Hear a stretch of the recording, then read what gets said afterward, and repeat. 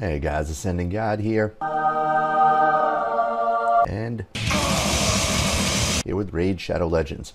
Gonna be doing a clan boss run with my new roster that you guys haven't seen yet in action with Bad-El-Kazar. So I'm gonna run through the roster real quick. The boss is only at 53%, so I want to get it while it's still above 50. I should be able to 3-key it. So to start, I got my Martyr. She's got my counter attack. She's got the backup attack down, defense down, increased defense from her counter attack. So she's really amazing counter attack champion. And then got my Dracomorph. He is my backup defense down and weaken. He's my poisoner, or I should say my main poisoner, and he does okay damage on his A1, nothing that great. Alten is another increased defense champion, as well as my primary attack down champion, as well as defense aura, because he's my leader, so he's decent. And then we get a Turvold, because Turvold's an older one. So Turvold is my primary weaken dealer, as well as my highest raw damage dealer. Does tremendous amounts of raw damage with his A2 and his A3. And then we got Bad-El here, which is the latest addition. He replaced my Steel Skull. He's a really great champion for a little bit of poison, but mainly for healing and for removing debuffs.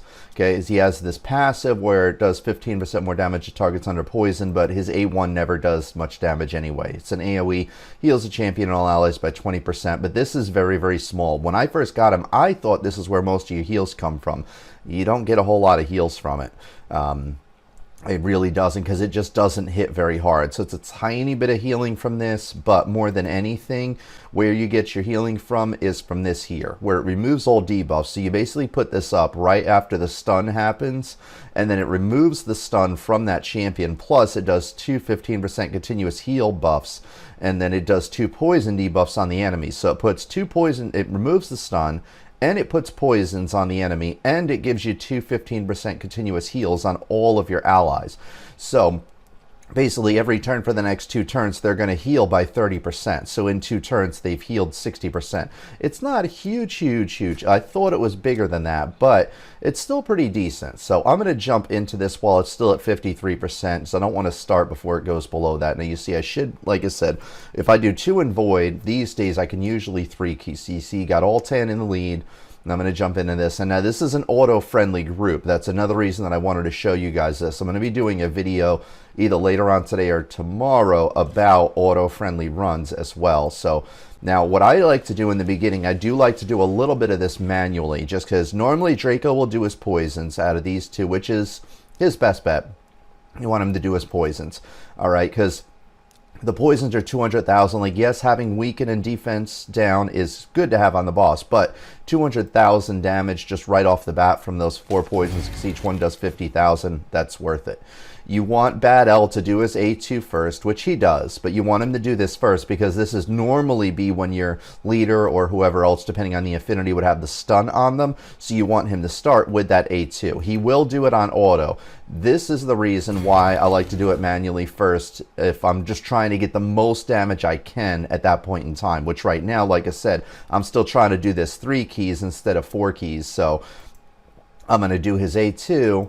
And then normally, if he's on auto, he would do his A3 and come at the boss with the A3. But the boss doesn't have weaken or defense down on them yet, so I don't want to do that yet. Yes, I have 5 buffs on me, but the A3, yes, it does scale based on the number of buffs, but it also scales if the boss has defense down and weaken on them.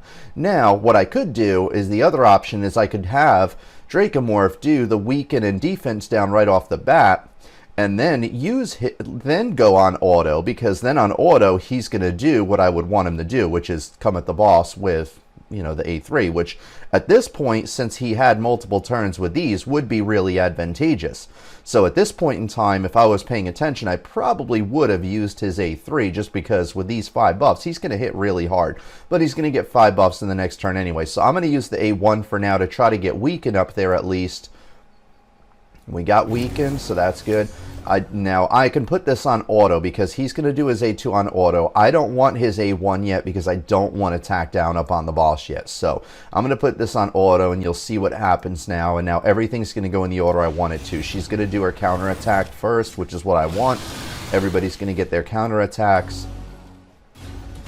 And then now we have the defense down and the weaken up on the boss. Now he's going to use his A3, and you saw he had 5 buffs anyway because now he had the counterattack and the increased defense. So he still hit the boss with 5 buffs on him, but he did it while the boss had defense down and weaken on them, which makes him hit much, much harder. And just for any of you who don't know, defense down is more important than weaken. It increases your damage quite a bit more than weaken. So if you can only pick either defense down or weaken, you want defense down to be priority.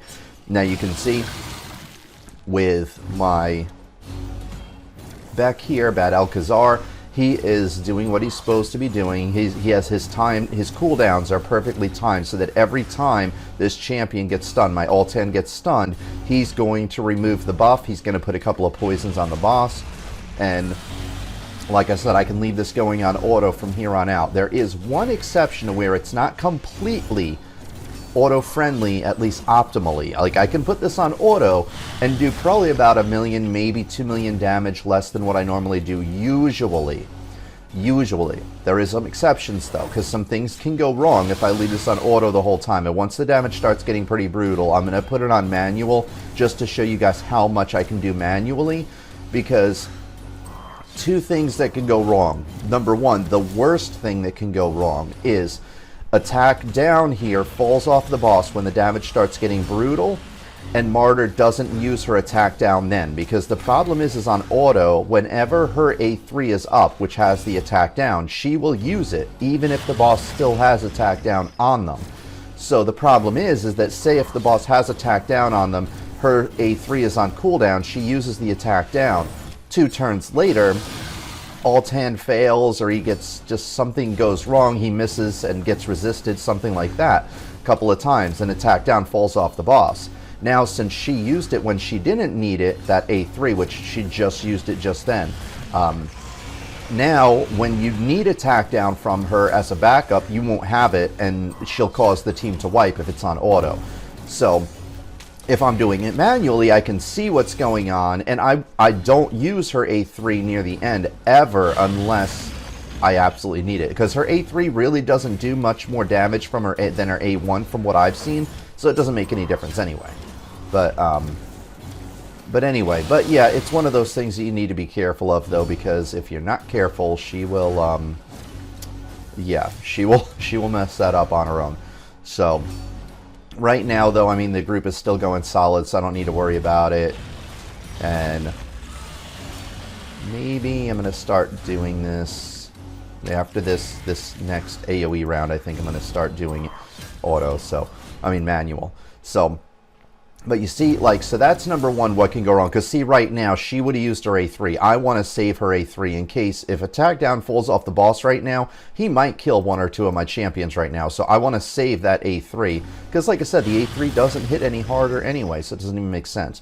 Now, because of the rotation, for some reason, that's kind of weird. Oh, it's because of the timing from his increased defense. Every once in a while, if his increased defense is off on the timing, depending on what rotation he does it, Turvold will use his A2 and get an extra turn, and then go another turn, and he'll lose his increased defense, and he'll be the one to get stunned here. But it doesn't matter. Fortunately, he didn't get a turn before Bad-El-Kazar did, so I can remove it from him. He still doesn't miss his turn, so it doesn't change anything on my end here. He's still going to hit really hard, over 100,000 each hit. Beautiful. And that's where you can see his raw damage is just amazing. Now, I already explained one thing that can go wrong here with Martyr on auto. Second thing that can go wrong in this group is with Turvold. Turvold is not very auto-friendly. In most of the fight, he is. But near the end of the fight, he isn't, because the problem is, right now, you see I have 1 more AoE attack, and the damage is getting pretty brutal. If he loses his increased defense, there's a slim chance, it's not very likely, but there's a slim chance right now that he could get himself killed, and it could be fatal damage. Now, I'm going to give it a chance, because I don't think he's going to get himself killed here. But in the next AoE round, I definitely don't want him doing that. What I want to do is make sure to not give myself an extra turn during the AoE so he doesn't get himself killed. And again, I want to save her attack down. Now see, that damage is getting pretty harsh. So next turn, I definitely do not want to let him lose his increased defense. All right, so, but the thing is on auto, he will do it always. He will always go with that A2 and the A3 if it's available. Now, here, I'm going to do this, as this is also a point in time where it's like you want to be careful about using his increased defense here, because if Turvold's going to get an extra turn and it's going to fall off, that could be a problem. But hopefully I'll be safe here. Because that's another thing that sometimes I can't save it, where it was, with Steel Skull it was nice, where if Turvold got an extra turn while the increased defense was going on, Steel Skull could do the increased defense as well, so he could remove it, cause it to not be an issue either. But regretfully with Bad-El-Kazar, he doesn't have an increased defense, so if I lose the increased defense during the AoE attacks at this point, Turvold is most likely going to die from here on out. So this is where I can try to save him manually, but if you want to be really, really careful in this type of composition, you would also want to save Altan's A2, the increased defense, for in case Turvold's speed causes him to go through multiple turns and lose his increased defense. I'm hoping I should be safe here. So see, I'm going to use the A1, so we still have one more turn of the increased defense. He's not going to get another turn before the boss does his AoE, so we're good. He has increased speed, so that's why it can be a concern here, because of the fact that Turvold does not have the normal rotation like everybody else does. Because of that increased speed, he'll get multiple turns sometimes before the boss gets a turn. Now see, look at where that damage was. If he didn't have that increased defense, he would have died right there. So that's why I did not want to use his A2 yet, and that's where, again, manually doing this can be more advantageous. Now, I don't have weaken on the boss, but I still want to do my A3 right now, just because he's still going to hit really hard.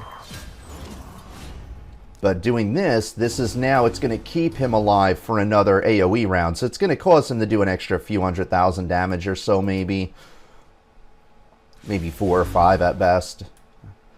So, yeah, I'm going to do his A2 again. I think we should be okay here. All right, now. Ooh, I thought Turvold was going to get an extra turn there. Nope, now he's got his turn. All right, that's okay. All right, so we got defense down, we got weaken. All right, so remove that debuff. Now, I do want to beef up my Altan some. There's a lot of tweaking I want to do with this group. I could get this group down to 3-keying it easily. I might even be able to get them to 2-key it. I'm not sure. It is a pretty solid composition. I'll give it that. But, now see, this is going to be a problem. He's going to get himself killed here. And there's nothing I can do to stop it. Because, see, right now, he's getting an extra turn before the boss is going, which means that he's going to lose this. This is why I should have saved Altan's A2. And this is where I was talking about on manual, you can do things to save yourself. I might as well just hit the boss as hard as I can at this point, because I'm about to die anyway. But I can do it with 6 buffs on me, so this is going to be a really hard hit before he goes. He's going to go out with a bang. 129, 127. Beautiful. He was going to die soon anyway. I mean, even if I kept that increased defense up, you could see how hard Dracomorph took a hit, and Turvold's defense is less than Dracomorph's. Although Dracomorph, for some reason, he just doesn't seem like he's surviving as well as he should with the defense that I do have on him. Now, I almost say I could put this on auto, but again, I'll lose her attack down. So I want to get as much poisons as I can from Dracomorph here, so might as well do what I can to try to keep everybody alive.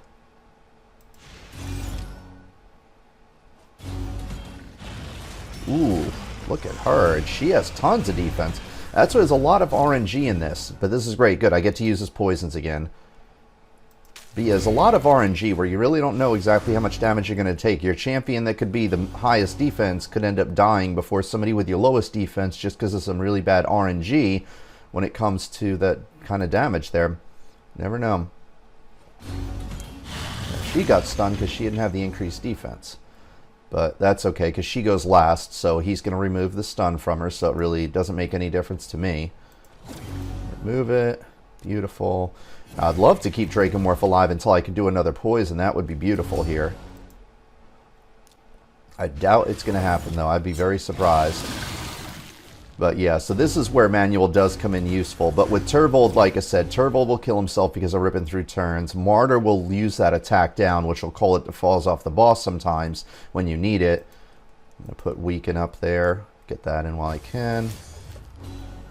But other than that, everybody else here is almost 100% auto-friendly. Like, I do want to save his A2 for when the stun happens, so that's one other thing that I can do manually here, is he would have used his A3. I want to use the A2 now, I mean A1 now, and use the A2 when it will save me some damage from the stun. It doesn't matter too much more anyway. Right now, I'm just trying to get the absolute maximum I can, but this isn't going to make a huge difference. It's going to help a little bit, because now I'm going to have the increased defense up for the stun, so take a little bit less damage for that too.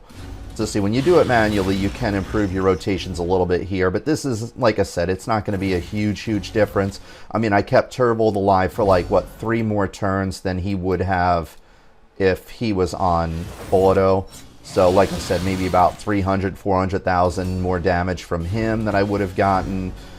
And then this is, looks like she didn't need her attack down, but if she needed her attack down, that could have been another issue as well. But right now, we're good. He's been doing a good job at keeping attack down up on the boss, so I haven't needed her. You see, this is about done here. Now, see, this is what I don't like. I don't like Dracomorph dying that early, but I've been holding off on re-gearing my champions. What I want to do is I want to do the speed trick where, and I got to get into that in a video as well one of these days. I know there's a lot of videos out there. If you don't know about the speed trick for Clan Boss, look up, if you just do a web search on YouTube for like speed trick, you should be able to find it. I'm going to have a video up by the end of the day today, so you can look on my channel here for the Clan Boss speed trick. And what it is basically you can run Nightmare speeds on Ultra Nightmare here. 26.31, so that's pretty good. I mean, it's not my best. It's not my absolute best. I've done as high as like almost like 28 before, but it's pretty good. So you see here, everybody did their fair share. Dracomorph was at the top because he's got his poisons. Bad-El did a pretty decent amount of damage. He's got his poisons too, so that's fair. His A1 doesn't hit hard at all. Turvold was my second highest, which is no surprise. Like I said, he's my raw damage dealer, so he does tremendous amounts of raw damage. Now, you might see some videos out there, and people have brought up this issue before, but they said, I've seen Turvold hit his highest like almost 300,000 damage a hit. True, you have. But you saw him doing that without lifesteal on, which got him killed early, unless you have somebody that can resurrect in your team, like Arbiter, or you have, say, you know, you want to take a risk, and if you have Bad-El-Kazar and you want to rely on his healing to keep Turvold alive, you can run in a set other than lifesteal. I don't feel it's a good idea. I don't care what champions you have. Sometimes with Bad-El-Kazar, people will run without lifesteal. He only heals 30% per turn. I don't feel that's responsible. I feel it's risky, and you can get yourself killed at up to like 6 rounds early that way if there's just some bad RNG. So I feel that's really irresponsible. I feel the safe bet, if you want consistent numbers and you want to see consistently high numbers, run in lifesteal. If you want to take a gamble where every once in a while you might get a personal best, if you have some really good luck with Bad-El-Kazar and not running lifesteal on your champions, you could gamble that, and you might, instead of having a maximum of 28, have 29, or maybe if you're lucky even 30 million once in a while. But during bad RNG, you might also be as low as 20. So it can vary a lot more if you don't have lifesteal. Lifesteal makes your numbers more reliable, and it makes them more consistent because it keeps your champions alive by healing themselves from that War Master or Giant Slayer if you have Giant Slayer on them. But anyway, overall, this was a pretty good run. I could pump out more damage from Altan. Like I said, I haven't modified this group at all since I got Bad-El-Kazar in here. Since I have Bad-El-Kazar in here, he is kind of a game changer, because with Steel Skull had enough poisons to where it didn't make sense to remove the stun from Altan, because Steel Skull's damage was higher than Altan's damage was. So I'm like, why am I going to remove a stun and have Altan do less damage than Steel Skull would have done if I just came at the boss with Steel Skull himself and did some more poisons? So it made more sense. But now, since I'm automatically removing the stun from Altan while I'm doing Bad-El-Kazar's poisons, it makes more sense for me to pump more damage out of Altan now, because I can easily get him up into like 5 million. He can do some serious damage as well. Then now with Turvold, going back to him, like I said, yes, if you put the right gear on him, he can hit for close to 300,000 damage per hit on the boss. But number one, he's not going to survive as long. So that's kind of a smoke and mirrors show that some people will put on for you, where they go, oh, wow, those are high numbers. And yes, I know people are amused by really high numbers like that, but I don't put on a show. I'm more of a realist when it comes to this game, and showing you guys what you can actually do practically and what you should be doing to get the most out of your champions. Not, oh, here, look at his show. Look at how much damage I can do. Like, to me, no. I'd rather be realistic with this here and show you guys what's best. So yes, Turvold can do more damage, but it's at the expense of two things. Number one, like I said earlier, you need Bad-El-Kazar to even think about not running a lifesteal set. The only other option would be Warlord. Warlord can also give you that option, but I still don't feel it's responsible, because your numbers are going to be more random. You could have good luck and great damage, bad luck, bad damage, horrible damage. Number two, the fact that you need to rely on Turvold's Weaken in this composition. Now, if I didn't need Turvold's Weaken, then I'll just show you here, just to give an example again. All right, what I could do is I could completely forego his accuracy. I could say, all right, I don't need his Weaken from his A1. I'm just going to go full damage, no accuracy on this champion, just full attack, full crit rate, full crit damage, maxing it out. I would, you know, keep this probably at the 55 to basically, because all you need is the 70% here. As long as you have at least 70%, his A2 gives him an extra 30%. So you're good as far as that, you know, 30% crit rate right here. So all you need this up to is 70%. So you can see mine is 69. It's literally 1% shy, but this was the best gear I could put on him at the time. But I could completely forego accuracy and put more crit damage on him. And yeah, I could get him pumping out a lot more damage. If I forewent the lifesteal and put some cruel sets on him, sure, I could do even more. If I drop his speed, I could get him doing more damage per hit, but he's going to do less hits overall. So eventually, I am going to be dropping his speed, though, because that's the way to get the most damage on the boss is, like I said, that speed trick there, where you can run the Nightmare speeds on the Ultra Nightmare clan boss. Now, that one, you do need to do it manually for the first few turns, though, to make sure the rotation's going to get right, because what'll happen is if you run, like, say, Ultra Nightmare speeds, if you're going to go first, you have to run over 190 speed. Nightmare, you only have to run over 170 speed.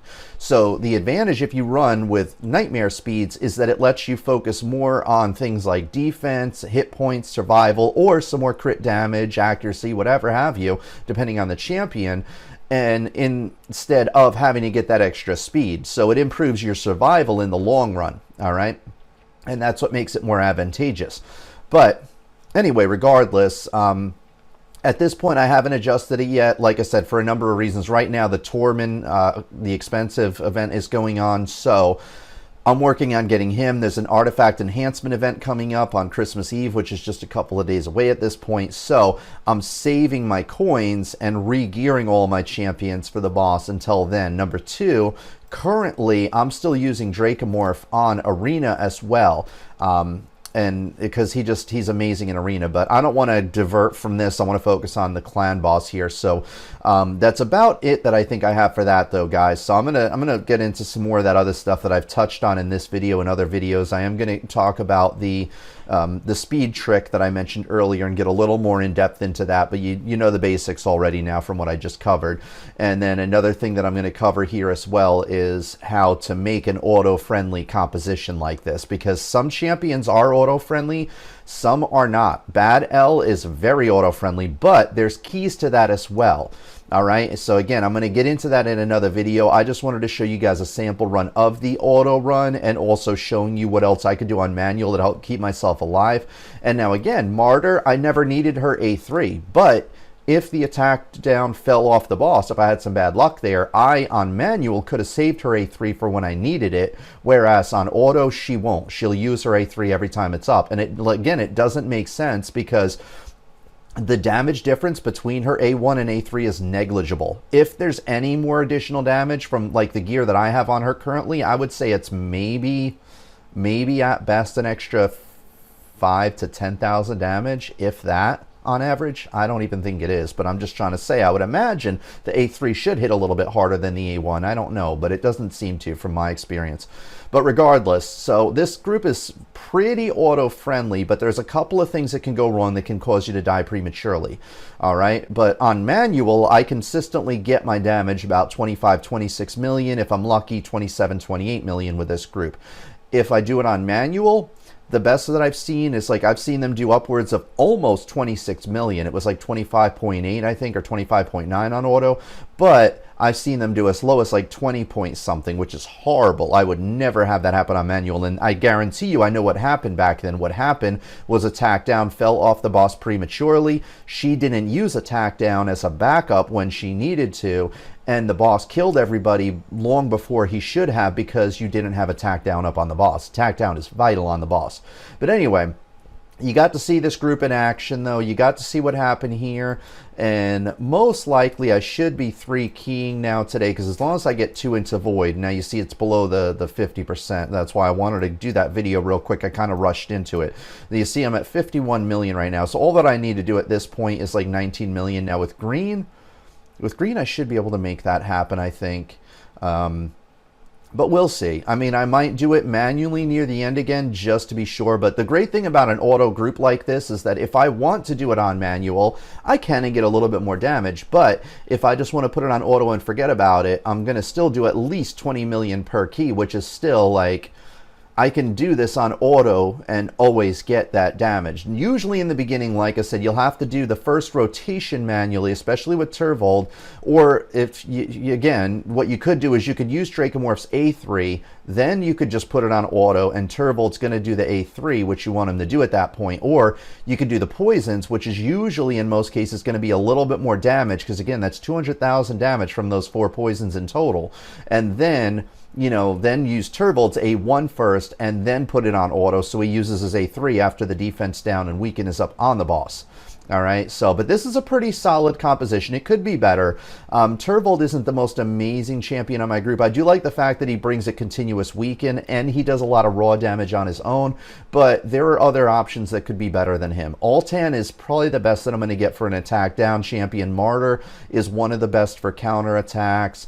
I would love to get a Valkyrie in this group. If I got a Valkyrie, I would put it in place of him. Most likely a Steel Skull I would put in place of him, because what I need here is more damage mitigation. That's the big thing, is I definitely need more damage mitigation to keep people alive.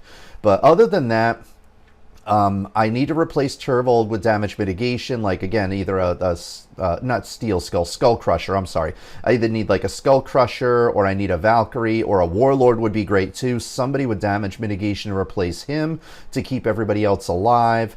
Other than that, I don't think there's really anybody else in here that I could replace, unless I got like maybe 2 different champions that just work amazingly well together. But everybody else in here is amazing. And Turvold himself is really, really good. Because again, you note that his raw damage is higher than anybody else's raw damage, number 1. Number 2, he's keeping up that raw damage while applying weaken on the boss at all times, which is great too. Because with him applying weaken, Martyr applying defense down, it lets Dracomorph use his A1 all the time instead of his A3. And remember, his A3 does no damage. So the less you can do his A3, the better. But if you need it because nobody else, you don't have somebody that can keep defense down or weaken up on the boss at all times, you absolutely want to be using Dracomorph's A3 to apply weaken and defense down. It just amplifies everybody else's damage way too much. But you can see this is a pretty good run. And again, I'm up to 51.33. I only got to get 70. So really, I only need to get like 18.7, like just a little under 19 million. So most likely on an auto run on green, I'm most likely going to pull that off. So, but anyway, and we'll see later on today. But yeah, again, I'm going to do some other examples of some of that other stuff that I touched on, though, in some other videos. So I did at least want to touch on it a little bit in this video to give you guys a taste of some things to come. Because I know I haven't been doing a whole lot of content lately with the holidays going on, but I'm going to be covering some more things today that I know I really need to cover to help you guys out. All right, but other than that, you got to see this group run in action. Now, just to give an example of somebody who is not auto-run friendly, Nethril. Nethril is not auto-run friendly on manual. You're always using his poisons on the clan boss, because this does nothing to the boss. You can't stun the boss. You can't decrease speed. This one here, you can't decrease the boss's turn meter. So if you're using him on Clan Boss, you should have Giant Slayer on him. Obviously, I'm not using him on Clan Boss, so I have this Ham Smasher for Arena. But if you have him on Clan Boss, you should have Giant Slayer, and you should be using that A1 at all times. Always using the A1 for the poisons. All right? Other than the only exception on it is that if you see that the boss is about to be full of poisons and it doesn't have attack down, and you need to get attack down up on the boss, or you need to get defense down or weaken on the boss, and there's none of that, and there's only one slot left, then you would want to manually have Nethril do his A2 or his A3 just so that he doesn't do a poison and fill that slot when you want it to be filled with a debuff. So that's the only exception. But otherwise on auto, nowadays, since they changed the AI for some weird reason, they changed it. He only used to use his A2 and his A1 on auto. Now he uses his A1, A2, and his A3. That's horrible. It kills his damage, and it makes you not even want to use Giant Slayer because he's missing with so much of that A1. You'd still want to because you'd want to counterattack group on Ultra Nightmare anyway, but it diminishes his damage substantially. But Nethril is a really good champion for poisons. He's probably a better, he is a better poisoner than Dracomorph, just because he does poisons on his counterattacks as well. But this composition that I have currently is just much better. Like I said, it's very auto-friendly, and I like having Dracomorph because he has those backup defense down and weakens for when I need them. So anyway, and I don't like doing this on manual. It's way too time consuming. But that's all that I got for now, guys. I wanted to show you the new composition in action because when I pulled Bad-El-Kazar, I told you guys I would show you him in action. As far as the increase in damage, rather than you having to look through all my old videos and being like, well, how much did you used to do? How much has it increased? To answer that question, Bad-El-Kazar is definitely an improvement from Steel Skull, but if you want Bad-El-Kazar and you have Steel Skull, don't worry too much about it. He's not a huge increase from Steel Skull. He really isn't. I was expecting a lot more. The problem is that if you look at my previous videos compared to the current ones, is that with Steel Skull, every time he counterattacks, he has a chance to poison too, albeit it's a low chance, but he does enough poisons between his regular A1s and the counterattack A1s to where he does a pretty decent amount of poison damage. All right, now you can notice Bad-El-Kazar does less poison damage because he doesn't apply as many poisons. All right, but what he makes up for in that is not his personal damage like Steel Skull, but the fact that he removes the stun and he lets whoever it is that would normally get stunned do more damage. So a lot of how much better Bad-El-Kazar is than your Steel Skull is determined by how much damage can that person that was getting stunned put out. So again, that's where I can make it improve more, because now it makes more sense to pump more damage out of all 10. You see his crit rate isn't that high, crit damage isn't that high. I mainly have his accuracy really high, his defense really high for survival, but now I'm going to be adjusting his speed, going to be adjusting some more defense, and definitely some more crit rate and crit damage in the process. My main priority is more defense on him for survival. Dracomorph definitely needs some more. You see, like, I mean, he has a modest amount here. The problem is that he has 2,400 and 1,000, and the thing is that, you know, he has 28 more. She has 24, but she has a base of 1,400. So, because I was looking at that the other day, and I'm like, why the heck is Dracomorph dying so much earlier? And I forgot his base defense is so much lower. So she has a bonus of about 2,400 too, but she has 1,400 base. So she has 38, you know, almost, yeah, a little over 3,800 defense. Whereas with him, he only has 3,400. He's missing that 400 in his base defense.